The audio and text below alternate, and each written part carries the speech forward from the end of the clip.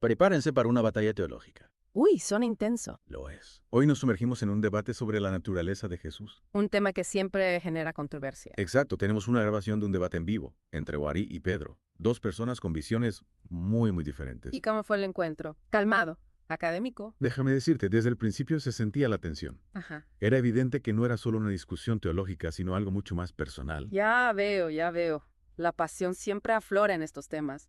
¿Y quién moderaba este encuentro tan candente? Una mujer admirable llamada Yalina Sequeira tuvo que trabajar duro para mantener el orden. Me la imagino, con dos participantes tan apasionados. Bueno, comencemos por Omar. Su postura era firme, defender a toda costa su interpretación de la doctrina cristiana. Interesante. ¿Y cuál Ah. era esa interpretación? Omar defiende que Jesús es eternamente Dios, igual en esencia al Padre. Ajá, la clásica doctrina de la Trinidad. ¿Y qué argumentos utiliza para sustentar esa visión? Pues Omar recurre a varios versículos clave de la Biblia. Empieza con Hebreos 13.8, que dice, Jesucristo es el mismo ayer y hoy y por los siglos. Un versículo poderoso. Sí, su argumento es que esto establece la inmutabilidad de Jesús y por lo tanto su naturaleza eterna. Tiene sentido. ¿Qué otros pasajes utiliza? Bueno, también cita versículos como Juan 1.1 y 1.18, enfatizando la idea del logos, el verbo, que estaba con Dios en el principio y es Dios. Claro, esos versículos son fundamentales para la cristología. Exactamente. Y fíjate en cómo utiliza Filipenses 2.56. ¿Qué dice ese pasaje? Se centra en la frase siendo en forma de Dios, para argumentar que Jesús no se aferró a la igualdad con Dios porque la poseía inherentemente. Ah, ya veo. Es como si Omar se estuviera construyendo un caso legal, presentando prueba tras prueba. Exacto. Y para reforzar su argumento utiliza Juan 8.58, donde Jesús dice, antes que Abraham fuese, yo soy, conectándolo con el nombre divino Yahvé. Interesante.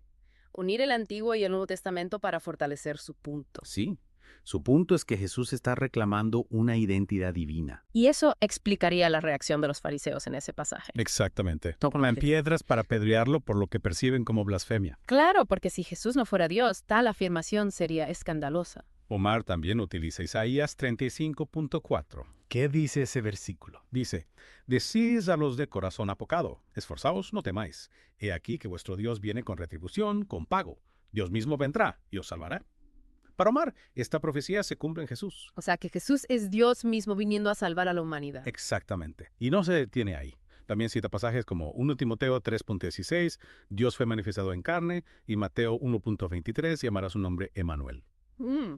Omar no escatima pruebas bíblicas. Para nada. Y para rematar utiliza Juan 5.17-18. ¿Qué pasa en ese pasaje? Jesús dice, mi padre hasta ahora trabaja y yo trabajo. Ajá. ¿Y eso? Omar destaca cómo Jesús equipara su trabajo con el de Dios Padre, provocando la ira de los fariseos. Claro, lo acusan de hacerse igual a Dios. Es un tema recurrente en los evangelios, ¿verdad? Cierto, y aún hay más. Omar se dirige a Juan 20.28-29, donde Tomás declara, Señor mío y Dios mío, al ver a Jesús resucitado. Un momento crucial en la narración, Omar señala que Jesús no reprende esta declaración de divinidad. lo cual, según su lógica, valida la creencia de Tomás. Exactamente. Es evidente el patrón en la argumentación de Omar. Selecciona meticulosamente versículos que enfatizan los atributos divinos de Jesús. Su preexistencia, sus afirmaciones de igualdad con Dios. Muy interesante. ¿Y qué hay de Pedro? ¿Cómo responde a esta avalancha de citas bíblicas? Bueno, Pedro tiene una perspectiva muy diferente. Él desafía el fundamento mismo de la doctrina de la Trinidad. Oh, aquí es donde las cosas se ponen interesantes. Pedro argumenta que Jesús nunca fue Dios y que tal creencia no tiene base bíblica. Un desafío directo a la postura de Omar.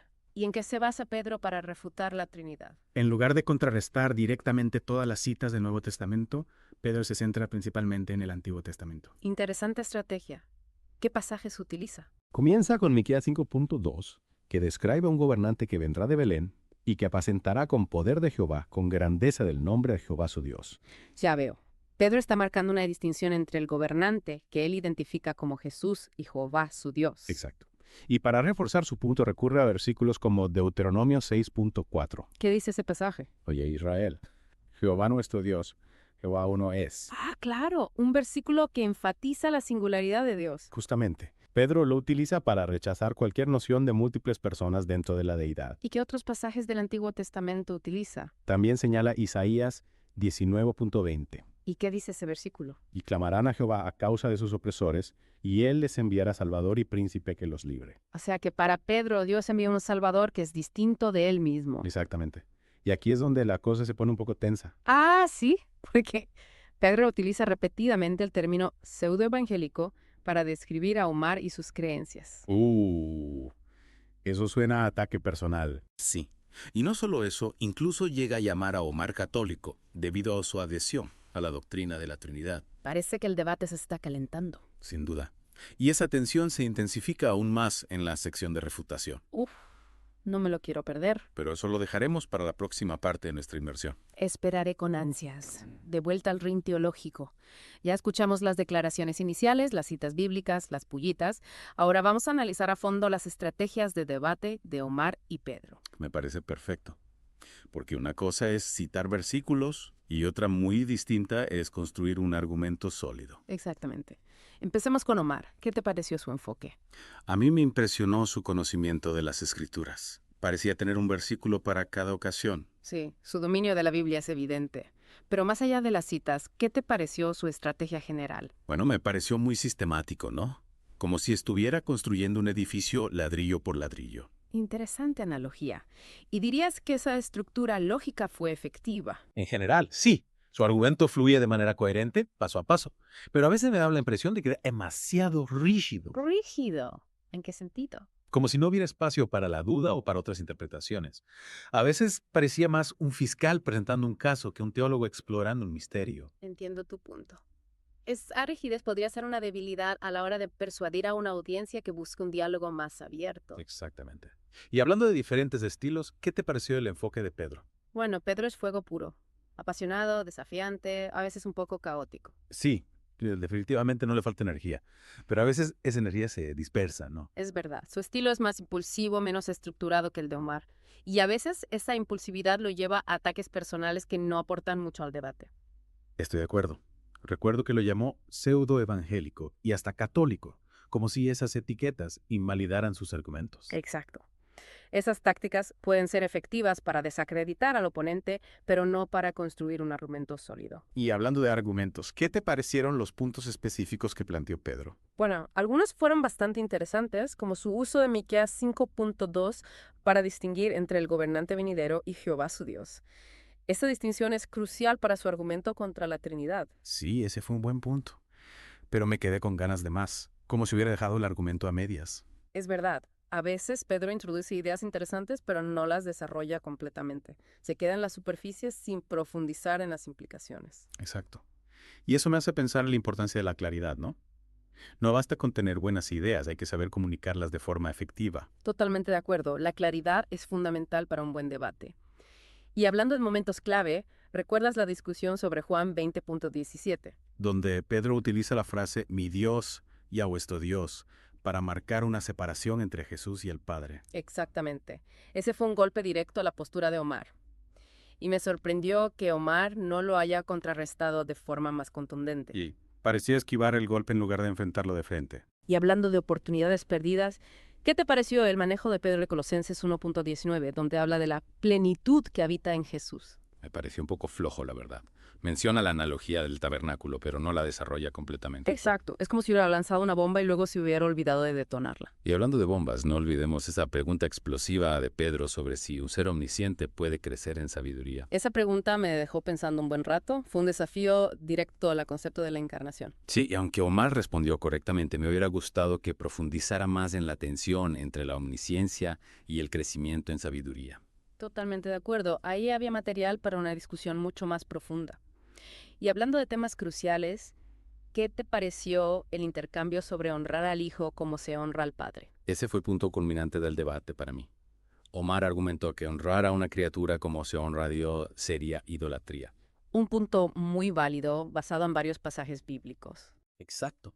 Y la respuesta de Pedro, que Dios mismo ordena a los ángeles que adoren a Jesús, también fue muy contundente. Ese intercambio nos lleva al corazón del debate.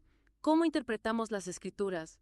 ¿Cómo discernimos la voluntad de Dios a través de estos textos antiguos? Y esa es la pregunta que nos deja este debate, ¿no? Más allá de quién ganó o perdió, la pregunta que nos queda es ¿cómo nos acercamos a las Escrituras? ¿Con qué lente las leemos? ¿Con qué corazón las interpretamos? Llegó el momento de la verdad. Después de este intenso viaje a través de argumentos, versículos y diferentes interpretaciones, ¿quién crees que presentó el caso más sólido? Uf, qué pregunta tan difícil. Ambos tuvieron momentos de brillantez y también momentos, bueno, no tan brillantes. Exactamente. Omar con su enfoque sistemático y Pedro con su pasión desenfrenada. Dos estilos muy diferentes, dos maneras de acercarse a la verdad. Y al final, ¿quién logró transmitir mejor su mensaje? ¿Quién nos convenció más? Para ayudarte a decidir, vamos a usar nuestro ya famoso sistema de puntuación del 1 al 10. Recuerda, 1 es un completo desastre teológico y 10 es la cima de la erudición bíblica. Me encanta este sistema. Es simple, directo y nos ayuda a poner las cosas en perspectiva. Exacto. Entonces empecemos con Omar. ¿Qué puntuación le darías por su argumentación? Omar, sin duda, demostró un gran conocimiento de las escrituras y una habilidad impresionante para construir argumentos lógicos. Su uso de versículos clave para respaldar cada punto fue admirable.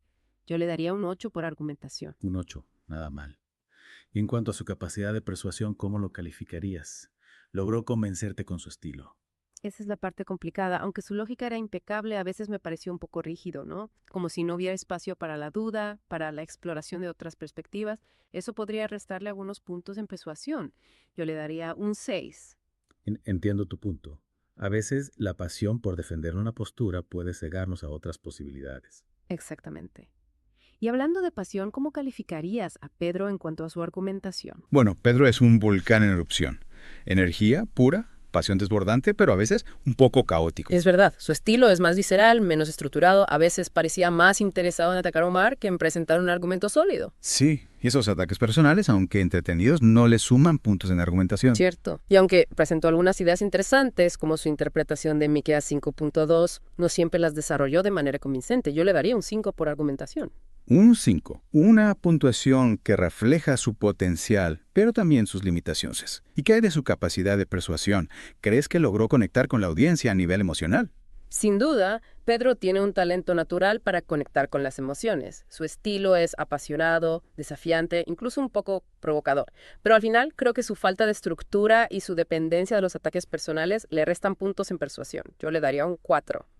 Entonces tenemos a Omar con un 8 en argumentación y un 6 en persuasión, mientras que Pedro tiene un 5 en argumentación y un 4 en persuasión. ¿Quién crees que ganó el debate? Si nos basamos únicamente en la puntuación, Omar sería el vencedor.